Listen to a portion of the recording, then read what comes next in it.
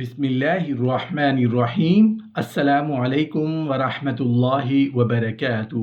نحمدہ ونصلی علی رسولہ الکریم، اما بعد۔ ساری رات گھر روشن رہنا۔ محترم ناظرین، آج کے جدید دور میں اللہ پاک کے کرم اور فضل سے دن میں سورج کی روشنی سے دھرتی اور ہمارے گھر اور ہمارا جہاں روشن ہو جاتا ہے، اور رات میں بجلی کے کمکموں سے ہم گھروں کو روشن کر لیتے ہیں۔ بجلی نہ ہو تو UPS یا پھر سولر پینل ورکنگ سٹارٹ کر دیتے ہیں۔ محترم ناظرین، میں آج کے اس جدید دور کی بات نہیں کرنے والا، میں تو آج سے 1400 سال پہلے کے زمانے کی بات کرنے لگا ہوں، جس دور میں دیہات تو دور کی بات، شہروں میں بھی بجلی کا نام و نشان نہیں تھا۔ لوگ دیا جلا کر رات کو اپنے گھروں کو روشن کیا کرتے تھے، لیکن دیا بھی ان گھروں میں چلتا تھا جن گھروں میں دیا بھی ہو اور دیے میں ڈالنے کے لیے تیل بھی ہو۔ ایسا گھرانہ جس کی غربت کا یہ حال ہو کہ جس میں نہ دیا ہو، نہ تیل ہو، نہ کھانا ہو، نہ پینا ہو، جہاں انسان تو انسان، جانور بھی ڈھنگ سے چارہ اور پانی نہ ملنے سے لاغر اور کمزور ہو چکے ہوں، لیکن اس کے باوجود رات ہوتے ہی ایسا گھر خود بخود روشن ہو جاتا ہو، اور ساری رات بنا دیے کے، بنا تیل کے اور بنا بجلی کے وہ گھر روشن رہتا ہو۔ ساری رات دور دور تک اس گھر کی روشنی سے لوگ مستفید ہوتے ہوں۔ آخر ایسا کون سا گھرانہ تھا جو ساری رات روشن رہتا تھا؟ اس گھرانے میں کیا خاصیت تھی جو اسے بنا تیل، بنا دیے اور بنا بجلی کے روشن کیے ہوئے تھی؟ جاننے کے لیے ویڈیو کو آخر تک ضرور دیکھیے گا۔ محترم ناظرین، مکہ کے معزز لوگوں کا یہ رواج تھا کہ وہ اپنے بچوں کو ماں کی گود میں پلتا دیکھنے کی بجائے صحرا میں رہنے والے قبیلوں میں پاس بچپن گزارنے کے لیے بھیجتے تھے۔ اس کی وجہ یہ تھی کہ دیہات کی خالص غذائیں کھا کر بچوں کے اعضاء اور جسم مضبوط ہوں، اور ان کی خالص عربی سیکھ کر وہ بھی اسی فصاحت و بلاغت سے کلام کو کرنے والے بن جائیں۔ اسی وجہ سے رسول اللہ صلی اللہ علیہ وآلہ وسلم کو حضرت حلیمہ سعدیہ رضی اللہ تعالی عنہا کے سپرد کر دیا گیا۔ ان کا تعلق قبیلہ بنو سعد سے تھا، جو بنی حوازن کی ایک شاخ تھا۔ یہ قبیلہ عربیت اور فصاحت میں اپنا جواب نہیں رکھتا تھا۔ حضرت حلیمہ سعدیہ رضی اللہ تعالی عنہا اپنے قبیلے کی خواتین کے ساتھ مکہ میں بچے کو رضاعت پر لینے کے لیے آئیں۔ حضرت حلیمہ سعدیہ رضی اللہ تعالی عنہا کی قسمت کا ستارہ اپنے عروج پر تھا کہ آپ کو 2 سال تک دودھ پلانے کی سعادت ان کے حصے میں آئی۔ بعض روایات کے مطابق حضرت حلیمہ سعدیہ رضی اللہ تعالی عنہا کے علاوہ مزید 6 خوش قسمت خواتین نے رسول اللہ صلی اللہ علیہ وآلہ وسلم کو دودھ پلانے کا شرف حاصل کیا۔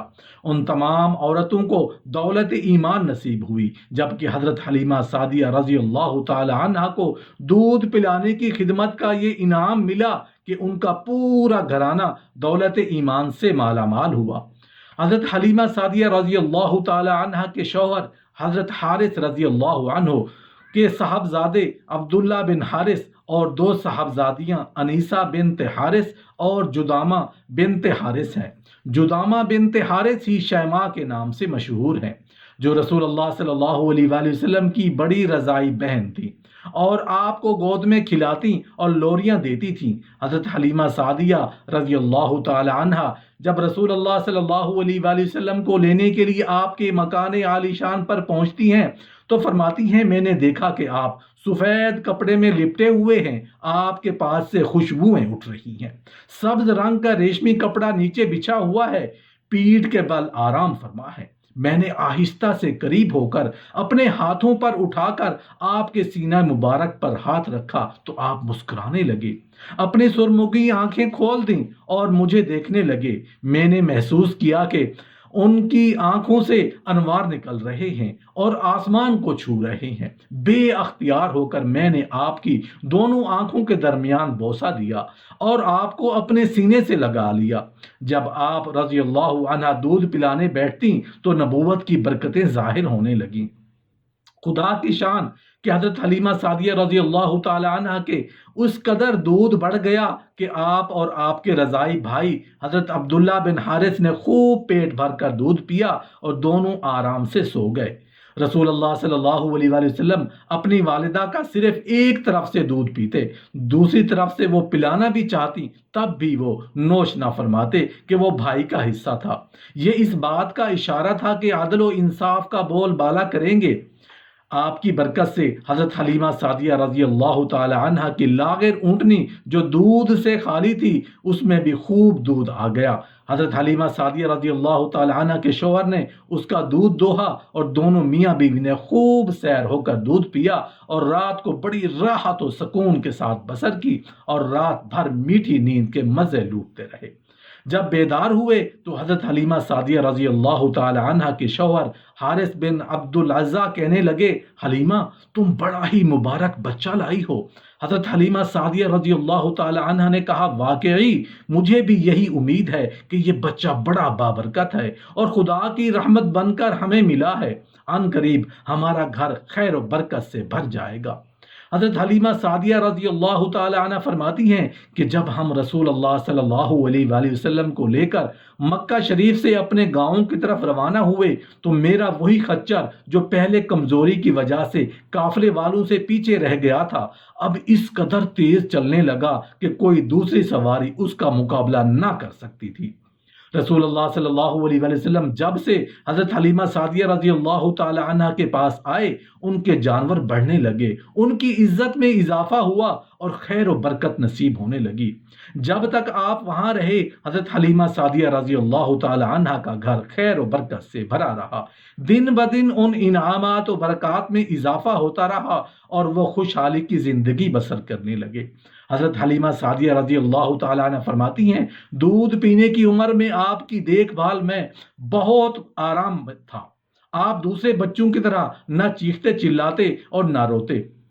آپ نے اپنی عمر کے ابتدائی حصے میں جو کلام فرمایا وہ اللہ اکبر و کبیرہ والحمد للہ کثیرہ تھا۔ جھولا جھولتے وقت آپ چاند سے باتیں کرتے اور اپنی انگلی سے جس طرف اشارہ فرماتے چاند اسی طرف جھک جاتا۔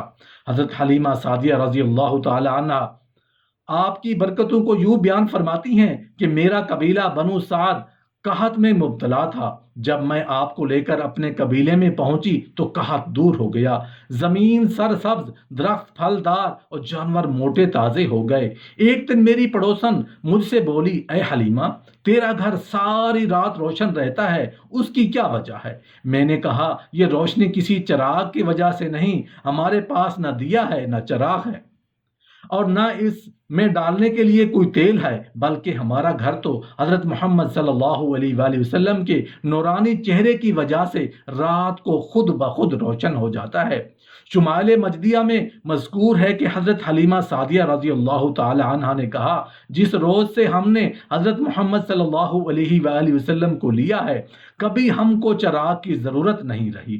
آپ کے چہرہ کی روشنی تو چراغ سے بھی زیادہ نورانی تھی۔ اگر ہم کو کسی چراغ کی ضرورت پڑتی تو ہم آپ کو وہاں لے جاتے، آپ کی برکت سے تمام مقامات روشن ہو جاتے۔ حضرت حلیمہ سعدیہ رضی اللہ تعالی عنہ فرماتی ہیں کہ ہمارے پاس 7 بکریاں تھیں، میں نے آپ کا مبارک ہاتھ ان بکریوں پر پھیرا تو اس کی برکت سے بکریاں اتنا دودھ دینے لگیں کہ ایک دن کا دودھ 40 دن کے لیے کافی ہو جاتا۔ اتنا ہی نہیں، میری بکریوں میں بھی اتنی برکت ہوئی کہ 7 سے 700 ہو گئیں۔ قبیلے والے ایک دن مجھ سے بولے، ان کی برکتوں سے ہمیں بھی حصہ دو۔ چنانچہ میں نے ایک تالاب میں آپ کے مبارک پاؤں ڈالے اور قبیلے کی بکریوں کو اس تالاب کا پانی پلایا تو ان بکریوں نے بچے پیدا کیے اور قوم اس کو دودھ سے خوشحال و مالدار ہو گئی۔ آپ کو لڑکے کھیلنے کے لیے بلاتے تو ارشاد فرماتے، مجھے کھیلنے کے لیے پیدا نہیں کیا گیا۔ آپ میرے بچوں کے ساتھ جنگل جاتے اور بکریاں چرایا کرتے تھے۔ ایک دن میرا بیٹا مجھ سے بولا، امی جان حضرت محمد صلی اللہ علیہ وآلہ وسلم بڑی شان والے ہیں، جس جنگل میں جاتے ہیں ہرا بھرا ہو جاتا ہے، دھوپ میں ایک بادل ان پر سایہ کرتا ہے، ریت پر آپ کے قدم کا نشان نہیں پڑتا، پتھر ان کے پاؤں تلے خمیر یعنی گندے ہوئے آٹے کی طرح نرم ہو جاتے ہیں اور ان پر قدم کا نشان بن جاتا ہے۔ جنگل کے جانور آپ کے قدم چومتے ہیں۔ حضرت حلیمہ سعدیہ رضی اللہ تعالی عنہ اور ان کا خاندان قدم قدم پر رسول اللہ صلی اللہ علیہ وآلہ وسلم کی برکتوں کو دیکھتا رہا، ان سے خوب فیض پاتا رہا اور اپنا مقدر سنوارتا رہا۔ آپ تقریباً 4 سال تک قبیلہ بنو سعد میں برکتیں لٹاتے رہے۔ وہاں آپ نے اپنے رضائی بہن بھائیوں کے ساتھ بکریاں بھی چرائیں۔ بکریاں چراگاہوں میں لے جا کر ان کی دیکھ بھال کرنا یہ تقریباً تمام انبیاء علیہ السلام کی سنت ہے۔ آپ نے اپنے عمل سے بچپن ہی میں اپنی ایک خصلت نبوت کا اظہار فرمایا دیا۔ قبیلہ بنو سعد میں جب پہلا شق صدر ہوا، اس سے گھبرا کر حضرت حلیمہ آپ کو بی بی آمنہ کے پاس لائیں اور ان کے سپرد کر دیا۔ اس کے بعد آپ اپنی والدہ پاک کی گود میں پرورش پانے لگے۔